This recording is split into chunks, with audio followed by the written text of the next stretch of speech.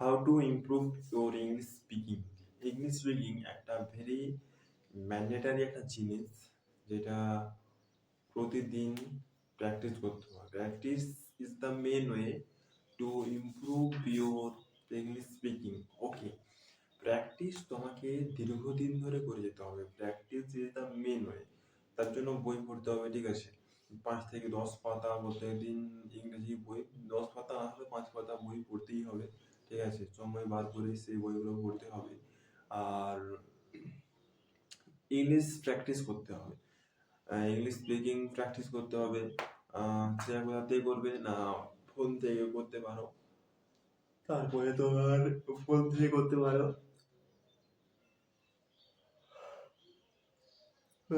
তারপরে কি দিয়ে করতে পারো? তারপরে তুমি করতে পারো ফোন থেকে ইউটিউবে যে ভিডিওগুলো থাকে, পডকাস্ট, ঠিক আছে, বিভিন্ন ওয়েব সিরিজ, সেগুলো দেখতে পারো। সেগুলো দেখবে এবং শুনবে, ঠিক আছে? শুনে তাহলে স্পিকিং করার চেষ্টা করবে। ওরা কিরকম ভাবে বলছে, কি রকম সেন্টেন্সেস বলছে, সেগুলো শুনবে এবং শুনে সেগুলো স্পিকিং করার চেষ্টা করবে। তাহলে দেখবে তোমাদের ইংলিশ স্পিকিংটা অনেকটা ইমপ্রুভ হয়েছে, ঠিক আছে? ওগুলো প্র্যাকটিস করতে হবে। আর গ্রামার লেসন, ঠিক আছে? গ্রামার লেসন বেশি কিছু জানার দরকার নেই, ওই টেন্স আর প্রিপোজিশন জানলেই হবে। টেন্স হচ্ছে তোমার টেন্স 3 প্রকার: পাস্ট টেন্স, প্রেজেন্ট টেন্স এবং ফিউচার টেন্স। এই পাস্ট, প্রেজেন্ট, ফিউচার টেন্সকে আবার 4টি করে ভাগে ভাগ করা হয়েছে, সেটা জানা নিশ্চয়ই। আর past tense, past indefinite, past continuous, past perfect, past perfect continuous tense.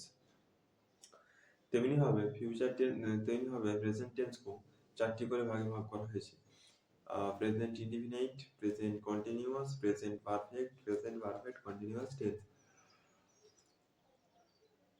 তেমনি ভাবে ফিউচার টেন্সকেও 4টি করে ভাগে ভাগ করা হয়েছে: future indefinite, future continuous, future perfect, future perfect continuous tense. আর প্রিপোজিশন বললাম যে প্রিপোজিশন কোথায় ইন বসে, কোথায় অ্যাড বসে, কোথায় অন বসে, কোথায় অ্যাভাব বসে, ঠিক আছে, অভার কোথায় বসে, এগুলো জানতে হবে প্রিপোজিশনের জন্য। এগুলো জানাটা খুবই একটা ম্যান্ডেটরি জিনিস, এগুলো কিন্তু শিখতে হবে।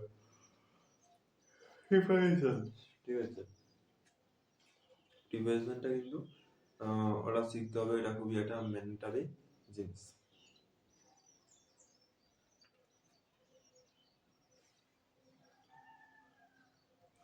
ঠিক আছে, প্রিপোজিশনটা কিন্তু মাস্ট চাই। প্রিপোজিশনটা প্রিপোজিশন আর তোমার হচ্ছে বললাম টেন্স। কারণ টেন্সটা কোথায় কি বাক্য বলতে হবে, কিভাবে বলতে হবে, কোথায় অন ব্যবহার, কোথায় ইন ব্যবহার, এগুলোর জন্য প্রিপোজিশনটা শিখতে হবে। ওইটা স্ট্রাকচার সাবজেক্টটা দেওয়া থাকে, তার জন্য ওই সেন্টেন্সগুলো শিখতে হবে।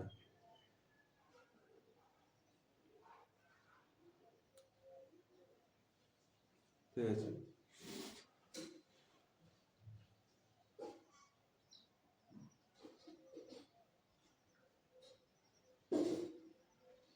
এখনো পর্যন্ত যে সেন্টেন্স গুলা পড়লাম,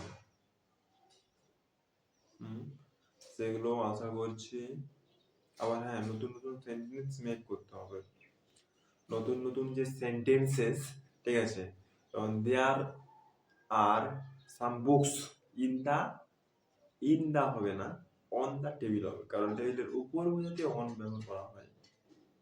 ইন হচ্ছে মধ্যে বলতে ব্যবহার করা হয়, কিন্তু অন হবে, ইন হবে না, ঠিক আছে? There are some books on the table, টেবিলের ওপর কিছু বই আছে।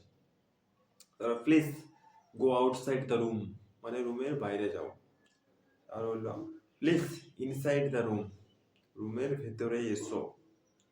এইভাবে সেন্টেন্সেস 5 থেকে 10টা মেক করতে হবে। মিনিমাম 5টা, ম্যাক্সিমাম 10টা, তারও বেশি করতে পারো, ঠিক আছে? সেন্টেন্সেস মেক করতে হবে এবং ইংরেজিতে ভাবা শুরু করতে হবে। তাহলে দেখবে তোমাদের যে ইংলিশ স্পিকিংটা সেটা অনেকটা ইমপ্রুভ হচ্ছে আস্তে আস্তে। ঠিক আছে, মেন কথা হচ্ছে প্র্যাকটিস। প্র্যাকটিস তোমাকে দীর্ঘদিন ধরে করতে হবে। প্র্যাকটিস তো করলে তবে তুমি ওটা নিজের ইংলিশ স্পিকিংটা কোয়ালিটিটা অনেকটা বাড়াতে পারবে। ঠিক আছে, practice is the main way to improve your communication skills or English speaking skills. Okay, practice তোমাকে দীর্ঘদিন ধরে করে যেতে হবে। মানে তোমাকে একটা নির্দিষ্ট টাইম দিতে হবে নিজেকে, যে আমি 6 মাসের মধ্যে ইংলিশ স্পিকিংটা করব। ওই 6 মাসের মধ্যেই তোমাকে কমপ্লিট করতে হবে প্রত্যেকদিন 8 ঘন্টা করে প্র্যাকটিস করে। ঠিক আছে, প্র্যাকটিস যদি তুমি করতে পারো তবে অবশ্যই তুমি নিজের যে কমিউনিকেশন স্কিল সেটা অনেকটা ইমপ্রুভ করতে পারবে। ঠিক আছে, practice is the main way to improve your communication skills or interview skills or English speaking or any skills. ঠিক আছে, তুমি যে কোনো কিছু স্কিলকে ইমপ্রুভ করতে পারবে যদি তুমি দীর্ঘদিন দৈনন্দিন প্র্যাকটিস করো এবং নিজেকে একটা টাইম দিতে হবে যে আমি 1 মাসের মধ্যে বা 2 মাসের মধ্যে এটা কমপ্লিট করব। ঠিক আছে, তো আজ এ পর্যন্তই। ঠিক আছে, দেখা হবে পরের ভিডিওতে। অবশ্যই আমার এই ভিডিওটাকে একটা লাইক করবে আর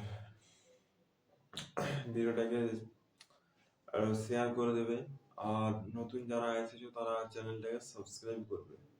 ধন্যবাদ।